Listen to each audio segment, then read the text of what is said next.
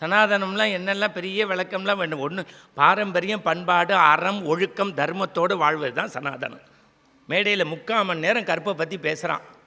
கற்போடு வாழ்வோம், கற்பு நமக்கு உயிரானது, கற்பு நம்மை காப்பாற்றும்.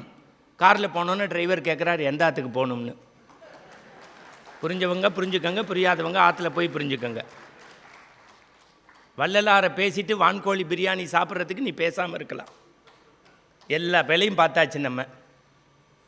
எனக்கு என்ன மகிழ்ச்சி இந்த மாநாட்டில் திருப்பி திருப்பி பேசு தமிழா பேசுக்கு சொல்கிறேன். கூட்டம், கொள்கை இதெல்லாம் விட்டுருங்க. உலக நாடு அத்தனை பேரும் இதை லைவில் பார்த்துருவா.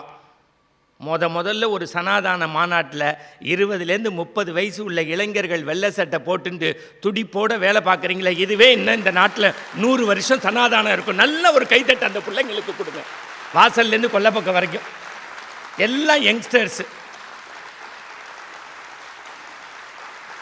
அதானே முக்கியம். ஏவிஎம் ராஜேஸ்வரியில் ராமாயணம் பேசினா 32 பேர் உட்காந்துருக்கான். அதில் 12 பேருக்கு காது கேட்கல. What is the use? நான் தப்பாக சொல்லலை, யதார்த்தத்தை உண்மையை பேசுவோம். நம்ம வீக்கெண்டில் ஈசிஆரில் போய் ட்ராயர் போட்டுன்னு மகிழ்ச்சியாக இருக்க வேண்டிய இளைஞர்கள் சனாதானத்தை கையில் எடுத்துட்டு, சமத்துவத்தை கையில் எடுத்துட்டு ஓடி ஆடி வேலை பார்க்குறாங்களே, அவங்களுடைய பாதத்தை நான் படையேடா யாகேனோ, பார்க்குவளை யாகேனோ, தொட்டுவிரல் தொட்டரலும் சுண்ணாம்பு ஆகேனோ, மிதியடியா ஆகேனோ, நாற்காலி ஆகேனோ, எது வேணும் ஆகேனோ. அதானே உண்மை, அதானே சத்தியம்.